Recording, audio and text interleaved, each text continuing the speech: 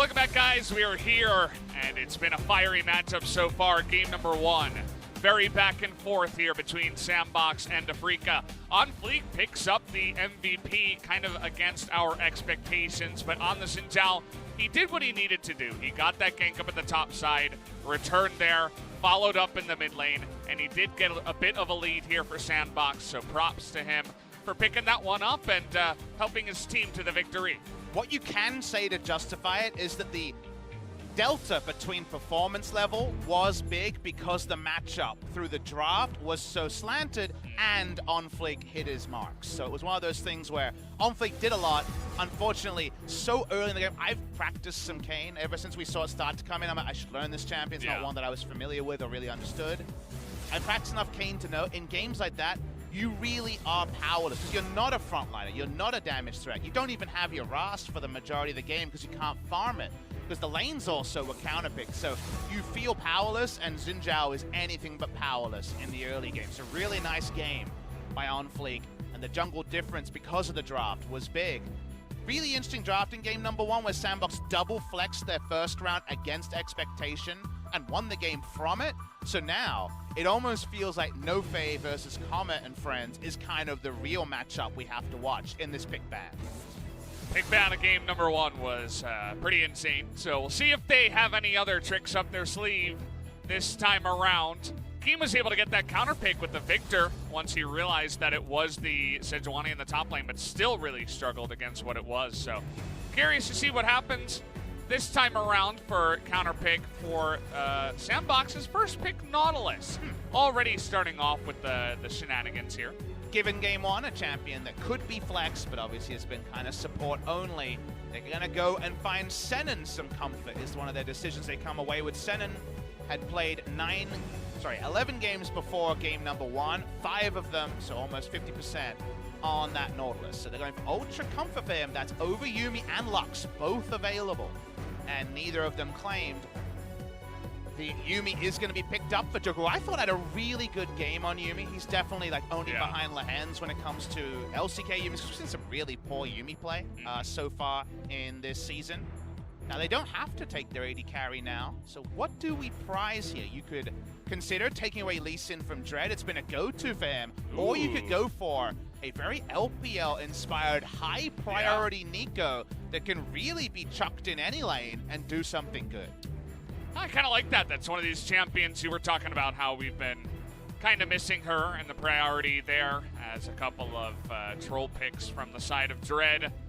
Unless we are going to see the our first Garen. ever Garen. Garen has existed for the entirety of Korean League of Legends. By the end of summer, it would have been 8 calendar years of LCK and Champions performance, and there has never been a Garen game in Champions or LCK. It's not going to start now.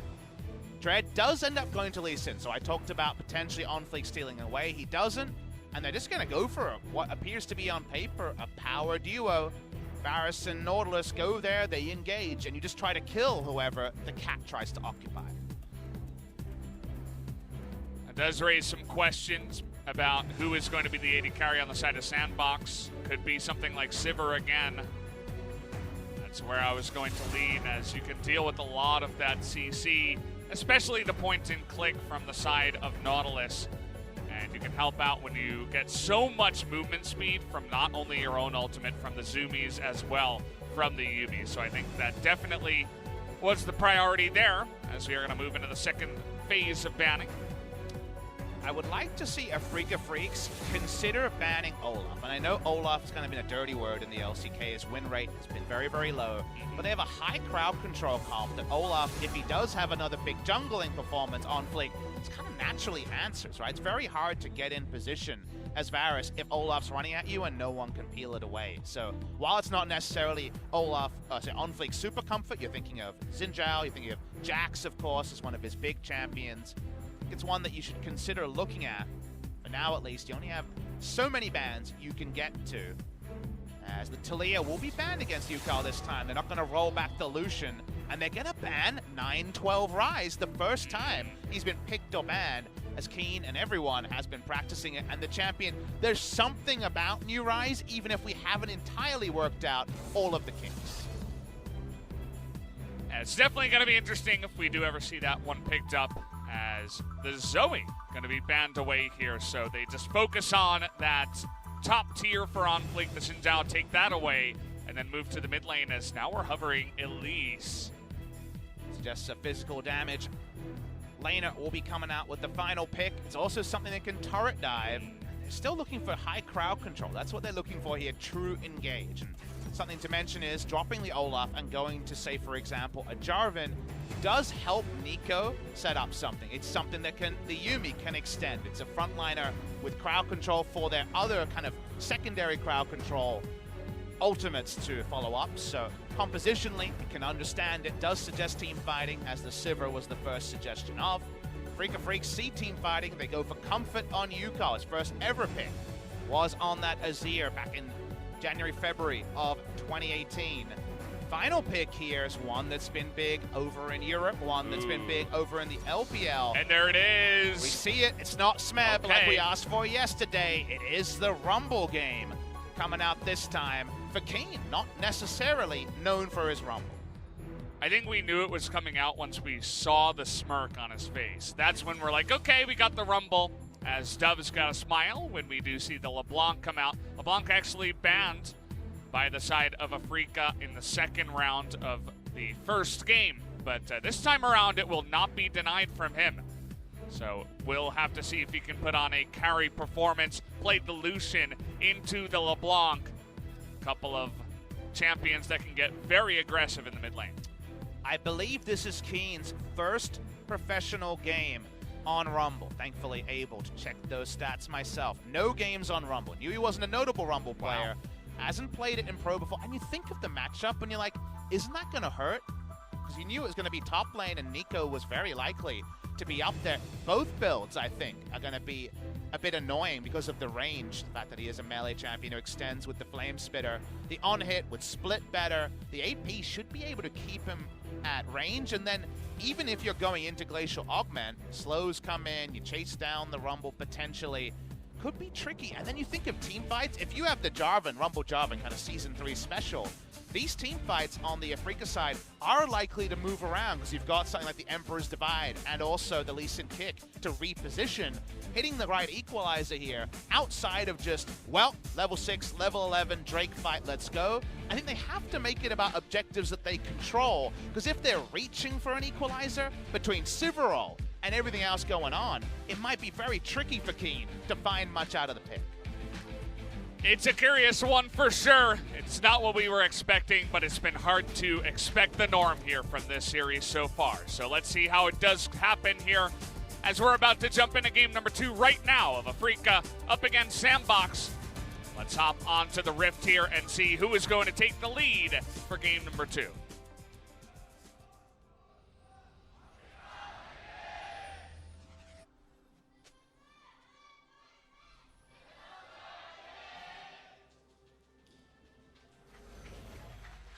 Here we go, back on the Rift this time around, as I feel like the Afreeca fans are a little bit more organized, whereas the SANDBOX fans still trying to get their stuff together. Hasn't been so long that they've been in the LCK here, Papa. And the Afreeca fans, while they've been longer in stature, they haven't had a lot to cheer about. So just having a chance to come in and have their voices heard is always a really nice thing. It is the very, very standard Rumble setup with Comet, as you can see on the top side. But Kiin's first professional game on this Super Galaxy Rumble. Champion that Korea has not returned to recently.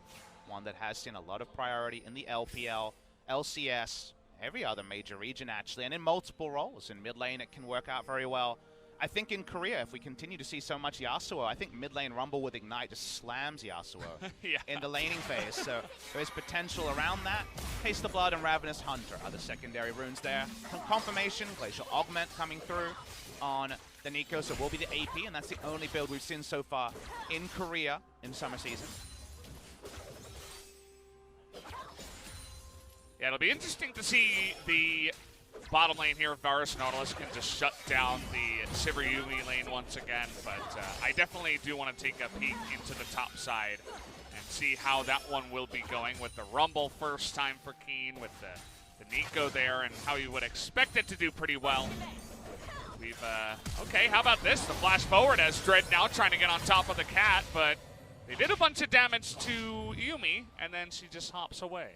What can happen even with the changes on 9-12? If you don't interrupt the W, you are getting out on that cat. So a lot blown there from Senan, and now he's a melee champion with no Ignite, not much lane presence. They'll get level 2 guaranteed from this, and that does mean that lane pressure is provided, but suddenly OnFleek, who's got a very reliable engage if he does enter this lane, has a target, and it's on the big anchor man. Come on. I just heard it. It's so loud. How can you not repeat it? It's so cute. You just didn't strike me as the kind of guy to go for that meow. Have you ever had a cat? Yeah, actually, in my NA home, we had a bunch of cats. An NA cat? Yeah, 4 NA cats, if you will. Which of them had the best name? The first one was named Oron. Rumble level 3-4. Marin's watching this. Oh, boy. And how do you get out of this one? You don't. He's going to try to flash here, but when do you flash? They're not even going to go for it, so will not even try to flash as he was way too far up the lane. Once again, perfect timing from the side of OnFleek. I love how Rumble comes back in the meta and the level 3 Rumble top lane overextended gank comes back. We've seen it a million times. Over the LCK days, you don't flash. That's the problem, is that if you flash as Rumble, well, you're dead. So Jarvan just walks up, he doesn't throw out anything, he auto-attacks you, and there's no way out. So first blood goes to Summit. Actually, to OnFleek via Summit, so nice things there, but Dread's returning to bot side. Seems like just bot side control. He hopes for a Gromp, he doesn't find. Yeah, that would have been a curious dive, as it's Sivir with Flash still available and Exhaust on Joker. I don't think you're going to be able to do much, especially with Senan without his Flash. We still didn't get your NA cat name. Give us an NA cat. So the first one was Oron from Final Fantasy X. I don't know if you ever played that game. Because he has one eye. He actually had an infection and had to have one taken away. That's a pretty good name. So Oron, who wears an eye patch. As, yeah, I mean, we didn't really have to commentate this one. Let's see what he says. 오케이, 나이스. 그냥 죽이면 돼. 죽이면 돼. 라인 계속 만들자. He said you could just kill him. Yeah. Me and G-Sun on the same page. High five through the camera, G-Sun. So after Oron, what else do we have? Number 2 was, we wanted to name him Link, but my mom kept calling him Paul, so he ended up being Paul. That's a very different name to Link. You know? Yeah. I mean, it's interesting, too, because he's like a very young cat, very energetic, you know. If he could wield a sword, he would. That kind of feeling. Yeah, but we are going to have a gank potentially here. Summit does have his flash. Pretty hard to get the kill. Rumble doesn't provide that much unless he hits double Harpoon in lane, and Lee Sin doesn't have kick. If you look at the lanes, actually, it's later in the lane where you actually find advantages. Trying to trade flashes here. They'll get the trade a flash. That was the most they could get. There was definitely no kill potential there. Absolutely. So Oron and Paul chilling, joined by a third cat. So the third cat was Theo. I'm seeing a trend. Yeah, we're trending away from cool video game names onto very boring standard human names. So what do we end on? That was after I came to Korea. You'll notice the difference. And what do we end on with the fourth cat? The fourth one was Thor, but it was a female cat, so... That is very confusing. They changed it to something. Maybe Lady? I don't know what they call it now. As there's some NA naming for the NA cats there, I think. Yeah, I don't know. I wasn't satisfied with the latter half, but Oron was a good name. That was by my brother. He actually thought of it. We're both big fans of Final Fantasy X. Well, I've said it a couple of times already, but I had a corgi named Rumble. That's the only named pet I had, so I'm glad that we had a bit of synergy going on with the video games at the start there. Don't know what happened by the end. Yeah. And you're the one caster that kind of just refused to play any other game, so it doesn't surprise me at all that the name comes from League of Legends. What can I say? I'll play Teamfight Tactics, probably. Does that count as another League game? Of Legends? I mean, sort of. Is it a League of Legends mode, or is it a standalone? I don't know if anyone's decided. Riot made it very clear it is not considering it their new game, but that was kind of in a text form, and who knows what that exactly means, but it was said out loud. That was uttered, for sure. It was uttered. But, I mean, it's so different from League of Legends, right? It's like a mod, so. We wouldn't know. We're not playing it currently. That's true, yeah. We haven't had the chance just yet, you and I. LS is on his second 24-hour stream, I think. He went for 24 hours and then 14 hours. I'm looking forward to listening to his League of Legends analysis. He's going to have a lot of teamfight tactics analysis. I know, he and I are casting tomorrow. Make sure to ask him about teamfight tactics. In fact, it's probably going to be one of those casts where you're like ready on the league, but you're still very desperate to play teamfight tactics, and he knows all about teamfight tactics. He made his own tier list already. Did you happen to check? Yeah, I did see. What do you think about the V for Varus? I got nothing about this. That's the top tier above S. I thought it couldn't get any higher than that, but I want to see an S tier gank. We're going to see some meetings of the mind. Uh-oh, zoning Q there from Dread. That deserves 2 letters, N-A. Come on, man, we can't make. I feel like we have like a maximum. You know how there's like 1 swear per like PG-13 movie? Yeah. We're not doing very well internationally, so I know we can only it's 1 NA per broadcast. That's all we got. It's definitely hard. We're definitely also losing the ability to call out other regions at times, as we're thinking about a bit of damage here on aiming. As Chains of Corruptions will just sail out into the wind. But aiming takes a bunch of damage, as that was just an ult to force him out of lane. And in very kind of wordless fashion, SANDBOX are up, close to 1,000 gold, 800 at the present. A lot of close things happening here, but we already talked about how Rumble would struggle down 10 CS. Not terrible by any means, but not going to be a priority lane. Azir actually does win the priority war against LeBlanc at a lot of levels. You need to start corrupting potion, because whenever you poke as LeBlanc, you're going to take some Sand Soldier damage, so a little bit of advantage there. But bot lane going better than expected after the trade, is mid lane. Not really a trade, just W's in the face. Oh, trying to force that soldier out. Nice little trade here as OnFleek and Dread are very nearby, both level 6 if any gank does come down here. The lanes really do swing for Afreeca post 6 when Lee Sin comes in with his ultimate, and there is playmaking ability. Before 6 was very little pressure from Dread, who's lying in wait. Oh, and now trying to bait in the Lee Sin as Senan is nearby. Who's baiting who? As Afreeca were ahead of the play on that one. No action really happening, so just a bit of rotation as that Rift Herald is about to spawn. Just an aiming, wave clearing, but not often you see a Yuumi on the run. And actually, Joker rushed Moke boots in this game. You sometimes see Yuumi snuff finish boots, so I should mention that this is a Yuumi with map pressure. You never, ever see this. That's a lot of gold, too, to go into. I think it's 900 It's almost like, total. You know the meme every time Cassiopeia plays is with, no boots lull? Should the Yuumi meme be like boots lull? I mean, it is, right? We're kind of lulling at this decision. I don't really get it. I mean, he was there for the mid lane pressure where they didn't really need him.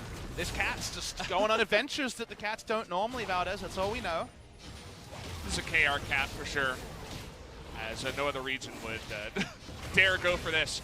As now we're going for the Rift Herald. Afreeca thinking about getting in here, but OnFleek going for the big Cataclysm as now Nico comes in, and they're just laughing at that Rumble ultimate, saying, nice job, buddy, that didn't do much at all.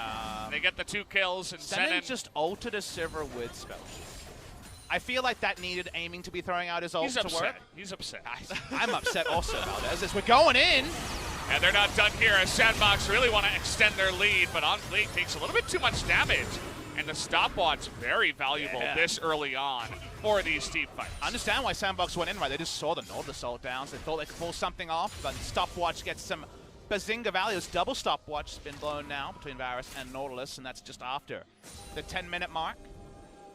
I feel like the Rift Herald fight kind of does herald my worry, is that the Rumble kind of lack of synergy with the rest of the team in terms of team fighting ultimately. Like, it could work, but it requires a lot of angles. You kind of see a lot of precise things being needed. Meanwhile, Jarvan ults, that creates a terrain, and then Summit dunks it down. It's kind of very straightforward there. And SANDBOX can play side lanes very comfortably. So I feel like Afreeca needs to convince us in some of these plays. They don't get the Rift Herald. They do actually take the first Drake of the game. It is a cloud. And sorry, I misspoke. The Rift Herald was claimed even if the team fight was lost by Afreeca Freecs. It was a good smite by Dread, I think, as we'll take another look at this. So in these moments, we don't get the alert that actually went to 1 health on the Rift Tail. That's why I missed it there. Who even took it? Could have been the Rumble. It could have been a stiff breeze, actually. I'm not 100% sure on that one. Coach H-Dragon feeling pretty great about this one, as he always is. I love how steely. I love the audio. Everyone else is. Yeah. No, yeah, everybody else is just kind of like... They got the one coach that's already pulling off. Where are you going, Joker? What is... Oh, he's got the boots, right? He's trying to get away as he's going to be kicked in the face. Nice boots, lol, says Dread. Not sure where he was going, but I guess he was really trying to make the use of that extra movement speed. I like the big cup of haterade you just sipped from with your nice boots, lol, play by FLICKR. Well, I mean, I'm not a big fan. I'm not honestly. a big fan of Rumble into top lane Nico, to be honest. This is really painful because he doesn't have to go on hit build, and he's already 3 turret plates into the lane in just a second. I mean, they saw this coming, right? I don't think they thought that the Nico flex into the mid lane or somewhere else was going to happen. And then they were like, you know what would be good into this? Rumble.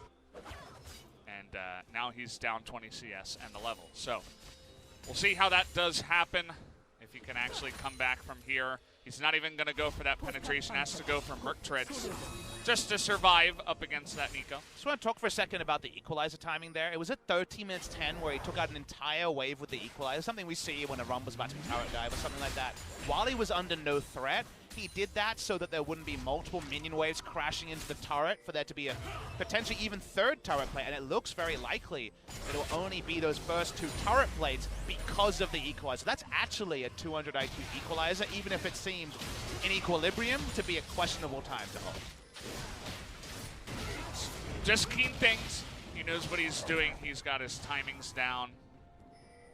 Can't really blame him for that. Doing well in a not-so-good circumstance as we're looking for Dove here. But Dove just on the hunt, able to place down a very deep control ward in the red side jungle. Dove pokes out and eventually will take a place in the silent. Not a TP LeBlanc, but a champion that is a little bit more safe in that lane. Nico continues to push. Dreads searching. First kill was easy. It was a Yuumi with no base stats behind her. See what happens here. Spotted on a ward moving bot side. They have 2 control wards in a pretty good spot, but you're not going to avoid all that vision. And OnFleek just standing here as aiming. I don't understand what it is about these 2 players trying to use their abilities against the Sivir when she has her spell shield up and then missing anyway. Aptly named as aiming. This is the one I would go for on the play-by-play there. Yeah. Some of the synergy between the Nautilus Varus, you know, whether it was the attempt on the Sivir in mid lane or that one has been off, is a bit of a nice hello. Cup of water thrown in the face of Ucal, below 50% HP. Telling him to wake up. So OnFleek has been hanging around this bottom side for quite a while. There's no Drake or anything, but this turret did take a bit of damage earlier on, so perhaps they're going for that. There is the turret play confirmation. Only 2 for the Nico in the end. Couldn't get that standing gold. 3rd, 3 already for Ucal in mid lane after some roams. A lot of people lying in wait. A lot of ships in the night here around the bot lane. Very obvious lane for Afreeca to play around because they have very high single target damage and guaranteed engage if Nautilus begins it. But they're going to be warded away with Aiming's ult still on cooldown. They're just so fast. The Ghost Joker combination that I think it's going to be incredibly hard to get on top of them, especially when you have OnFleek just kind of camping your lane for the majority of this game.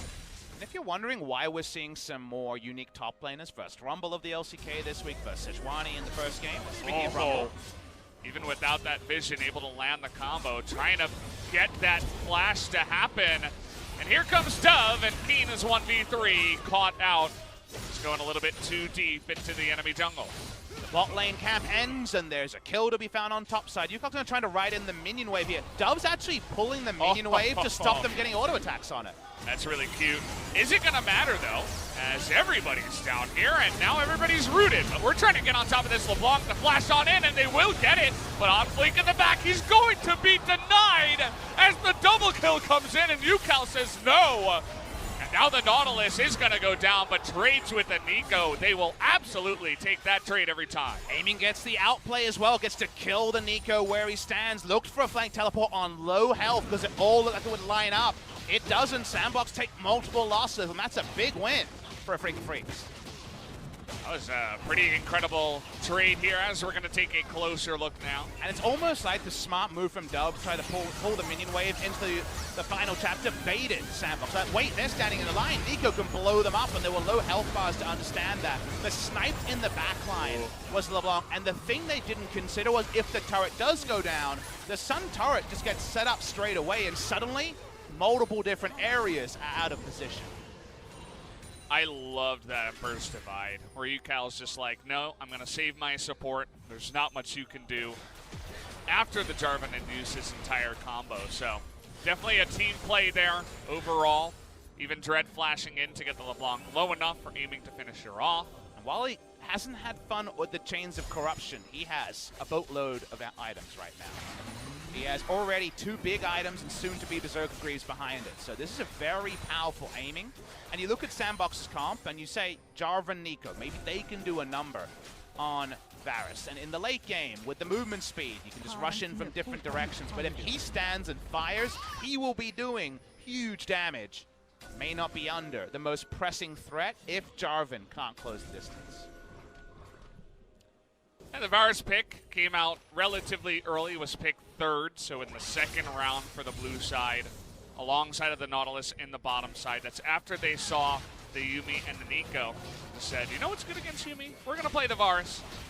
The laning phase was actually in favor of Ghost and Joker, but afterwards, once they grouped up, aiming has been able to get a lot of work done. You can just stay out of interaction range. That's usually the right way to go with laning phase, right? She's so unaccountable with her ability to leash and the prowling projectiles trolling you wherever you decide to stand, that they were able to pick their moments largely and stay relevant. But Sivr's also got a farm, and Sivr is a win condition in and of itself. We like the team comp from SANDBOX. The game goes on, should have a lot of options if it's not poked out by something like the Varus and the Azir. So given all of that, the game is very finely balanced. I'll take a game with no meaningful gold lead between 2 of our best teams in Korea at 20 minutes. I mean, they were fully even, absolutely even, whatever you want to call it, in the gold. So looking like a very close game here, and it is going to be Aiming's chance to redeem himself after the last game where I wasn't super satisfied with the arcane chips from the side of his Ezreal. And what we can say about Aiming is that if you think back to games where he's had to be the primary carry, he's probably tripped up more, as there's a lot of damage already onto the Rumble. He's probably tripped up more than most of our other 80 carries. I can think of at least 3 or 4 games in his career already where he had a lot of kills, but they couldn't convert that, and he would make a positioning error or not be able to get the damage required. So I would say he's not the most trusty investment in a league where you have the likes of Deft, Ruler, and other hard carry 80 carries. So Summit with that damage, able to push the very weak bottom side turret. Afreeca making their own rotation to the top side, but meanwhile, SANDBOX trying to get a 2-for-1 here, looking to push the mid lane, but it is very hard up against that Azir. So not much damage done as the rotation was already coming in from Afreeca. And top tier 1 for bottom tier 1 will be the trade. Pushing turrets, even with Varus Azir, is such a nightmare. It's the flat AD Sivir build that's become very popular, going to the IE second for Ricochet clear. The Nico, famously strong at the wave clear as well. LeBlanc has sometimes can intercept a wave and double distort on it, so getting pushed and actually taking down objectives in a position of power, because right now Afreeca do have the momentum as we speak, isn't trivial, and maybe just setting up for an Infernal with a level 13 Rumble is kind of their best hope. Yeah, so kind of chilling here. We did not get nearly as exciting Drakes in game number 2. We got 3 Cloud Drakes in a row, but we will have the follow-up of the first Infernal of game 2. 2 of them in game 1, as Spell Shield going to be baited out there by Senan, who confidently walks forward and just dares Ghost to get in range. About a 16-second cooldown when you add in the 20% CDR. Comes through from Essence Reaver, so we'll just leave the lane. Bide his time. Good timing on this Sun turret, because it does allow Afreeca to have by far first rotation to the Infernal spawn. They've got all the vision in place. They might catch Summit. Well, Summit, this is not going to be your brightest moment. Can he flash away? Ooh. Yes, he will, but caught out there in a rough position. Now SANDBOX looking to turn it around, but Afreeca identifying that they were too deep in there, and we'll just go for that flash. Summit not reading the map correctly, got out. Yumi spreads to LeBlanc. Summit's still here. He's stuck around, but he will be spotted on a wall. They'll turn on him again, potentially. Yeah, looking for this one, and now he doesn't have his flash. Not much to say about that one, as on vision with that one ward. And with that pick, that just means that Afreeca pick up a free Infernal Drake as their third of the game. Very, very greedy for Summit to stay and try a second flank without teleport. He had a ward that just timed out towards the minimap around the Raptors of Afreeca Freecs. He could have teleported to, kept it alive, and gone for that. Instead, he tried to stick around in an area where they have no priority. So just really, for a second time, being stubborn on this flank, loses SANDBOX Gaming, the first Infernal of the game. Yeah, just a little bit too greedy there, as you mentioned. Trying to get in position, going to easily shut him down. But these teams still very even in this game. It is only a 1,000 gold difference. With that one kill in the Infernal, it's not like Afreeca are going to be able to rush off to the victory and take this one away. They still do have that very strong Varus, who is just sitting here in the mid lane and absolutely comfortable and confident to farm very far up the lane with all the help from his friends. And you can see from the items what a team fight for Afreeca looks like. It's an attempted dive onto Varus, Emperor's Divide back, and then 2-item Azir and more than 2-item Varus, just free hitting and killing people as they try to gap close. Because right now, the LeBlanc actually doesn't have 2 items. She's behind in the item timing. And while Equalizer doesn't have that much oomph behind it, it's only one instance of flat pen and working towards the Liandry's Amarilla Nomicon kind of utility damage duo. Rumble has just a cheaper build towards relevance than a lot of champions, so the extra items on Summit only matter if the flank comes off, whereas Rumble, with his huge ult range, can do things. So right now, it's really about Afreeca starting an objective, SANDBOX choosing the wrong engage to them, and Afreeca just turning it around and baiting an objective like Baron really sets up for a big Afreeca team fight. Well, they have the flag from the side of Jarvan, but Afreeca just stubborn about it. They're going to continue on. They have Azir and Varus, and they're pretty fed. Senan going to try to knock up the Jarvan here, and he's going to be able to get in, but the kick gets him out of the pit, and he won't be in range for that smite, and down it will go to the side of Afreeca as a huge setup goes to them, and Senan, still on the run here, is going to go down to Joker, but a very noble sacrifice indeed. Absolutely, of any Baron to lose, that is absolutely the one you want. The finesse at which he was able to disengage OnFleek and be in smite range. Watch the replay here. You've never seen a Lee Sin play quite like this. OnFleek is trying to EQ into the pit and gets kicked out, and they claim the objective. It's insane. Oh, Dread is so good with his mechanics. It feels like every Lee Sin play has been done at some point, but never one like that. Didn't quite hear what Ucal said. Not sure if Jisun got the read on that one, but it seemed like he was amazed. It was a big relief that they were able to actually get that one. That's an understated point. Yeah. He sounded quite relieved, so it makes sense. Here are the two brawling partners, OnFleek and Dread. Dread just thinking about it, but not going to make that Lee Sin play, as he already made the one Lee Sin play that should get him the MVP of this game if they do end up winning. As now moving forward, Dread going to be caught by the LeBlanc, but so is the Nico. Kiin on the outside is going to throw that down, and look at the burst damage just come down on the 2 of them, and that was all aiming and Kiin together, just able to smite them from the skies, as 2 kills and Afreeca are on a roll in this game. This Baron buff is getting them huge inroads. They should break the base on the first Baron.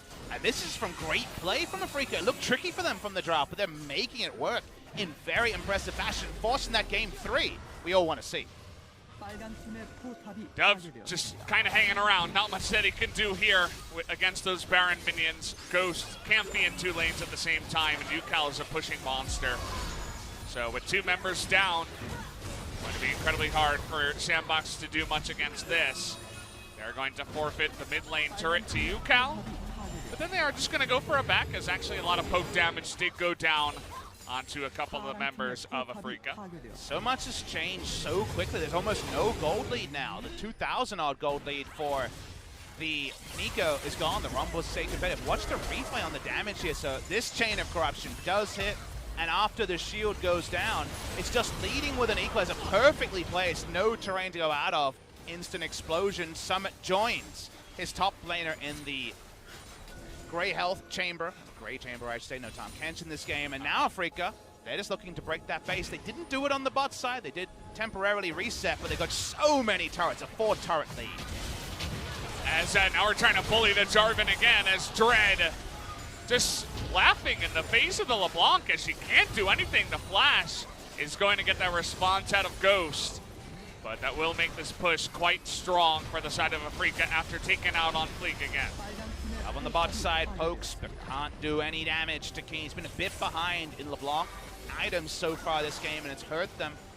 Anti-Veil up on Ucal, can't assassinate him. Trying to walk to the side, trying to buy time. 15 seconds for OnFleek. All right, well, here we go. Trying to get that Nico engaged, but it doesn't quite catch aiming on the backside. But the ricochet damage, they gotta be careful. Look at the low health bars. They do get the Sivir, though. And Dove trying to do the AoE damage, but immediately gets shut down, as Afreeca once again will be the victors of another fight. Tried to pull off that creative distort play, doesn't come up. He's another casualty. They walk away once again. The base not broken, but Afreeca Freecs add to their gold lead. They're starting to open a meaningful one here. Watch the replay. You're right. With all those ricochets, if Ghost had stayed alive, maybe that team fight victory for SANDBOX would have been possible. He just barely got knocked up, and he was trying to skirt outside of the equalizer, but aiming with one last say in the fight. But take a look at these health bars, and then Dove trying. Flash distort interrupted. Q also there. Everything lands. Afreeca ready for it. They scouted out the flash play before Dove even pulled the trigger. These young guns in League of Legends nowadays, a lot of them here on the team of Afreeca, their mechanics and their just immediate response is unbelievable to watch sometimes. You can really only appreciate it in slow motion, but they're doing it in real time. And the youngest of all of them in Senan, right? This guy's September 2001 birthday, so he's very, very young gun, but that's what Afreeca's ceiling always was going to be. It's why we saw the roster in spring and we said, wow, this team is bursting with potential, but they became the sum of what they weren't in spring season. They seem to be a little bit burnt out by the Afreeca Freecs kind of training regimen. I Love Uv was always very big on practice first, practice first. And in summer, so many interviews with NoFate talking about allowing the players to express themselves, to have a bit more fun than they were, be a bit more uplifting of an environment, and you actually embrace moments like that the players are capable of.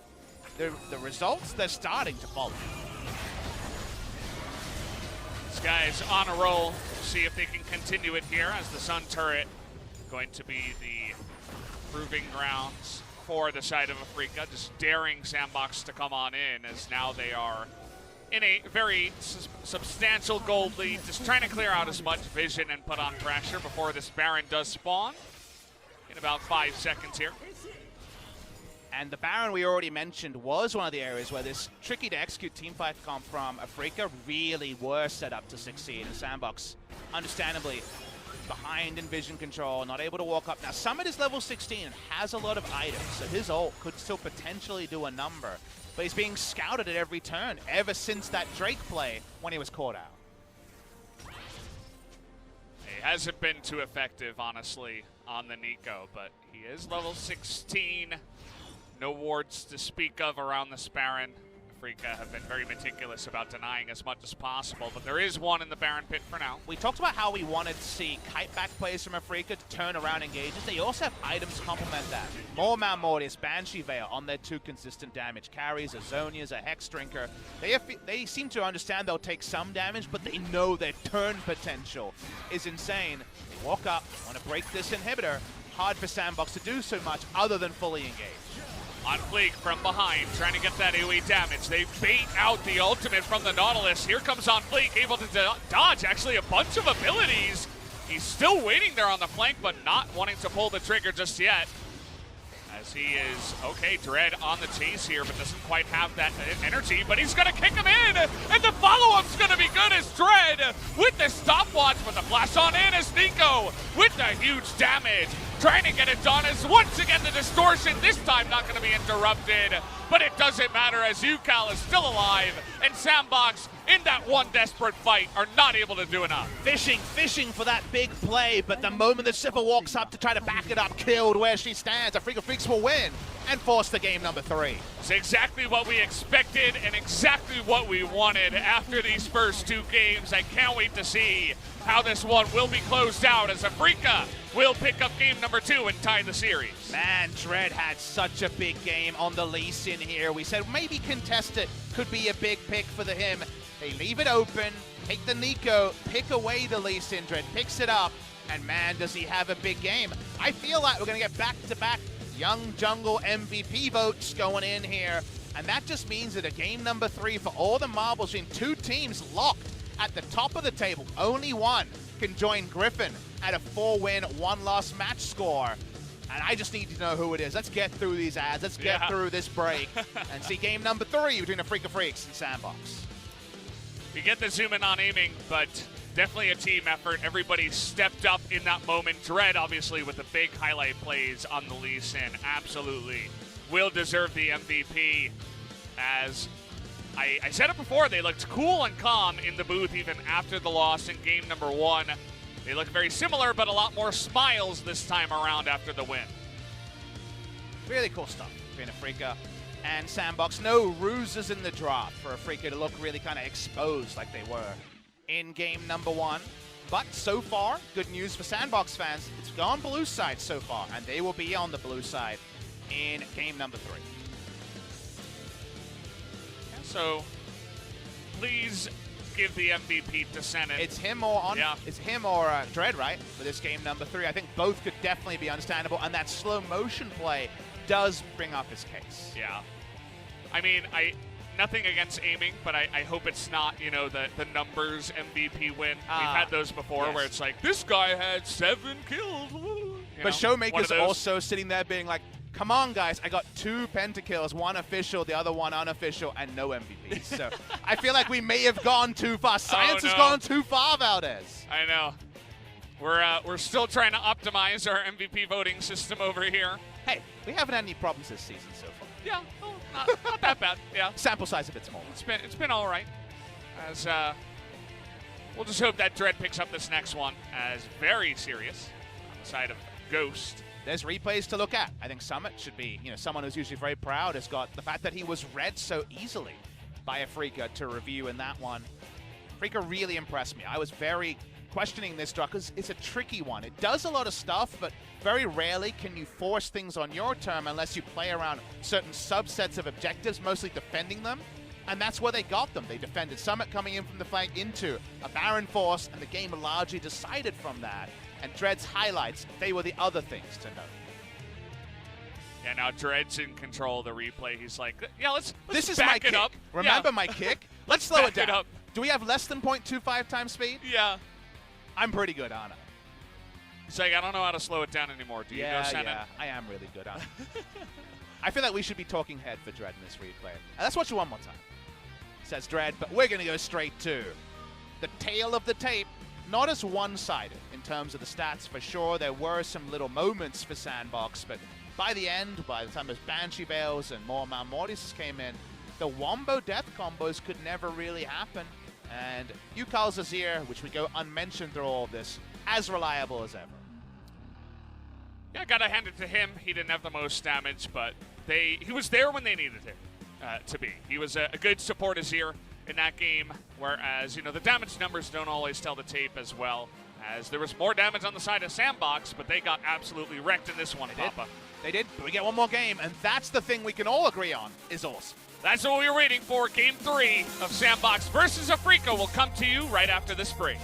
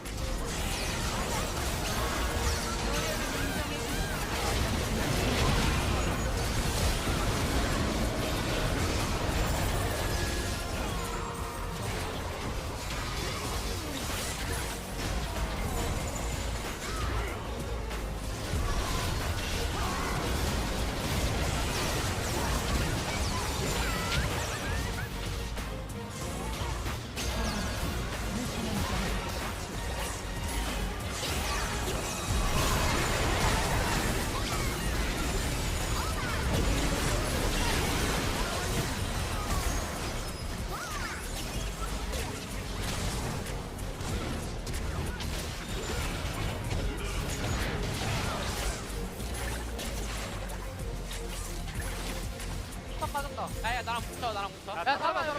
다르반 여기. 야 르블랑 위치. 르블랑. 야나 봐줘 나 봐줘. 야 봐줘. 야 목소리가. 야 다르반. 아 다르만 봐줘. 다음 턴 뺄게. 아 이쪽. 아 빼놨어. 아 다르만 들어온다 이번에. 아 근데 아 괜찮아. 다르만 들어갈게. 이거 봐 다르만 봐봐. 아 가비. 우리 더 못 나 빠져. 봐줄게. 야 가줄게. 다르만. 잡았다. 노플. 나이스. 아 옆에 소식이 있어. 르블랑, 소식이 옆에 있어. 와봐. 야 11호. 야 11호. 야 니코 풀 쓴다. 야 니코. 야, 나 11을 봐줄게. 11을. 한턴 빠졌어. 다 잡다. 나이스. 아두겨라. 양이 잡아라 양이. 나이스. 아 잘했다.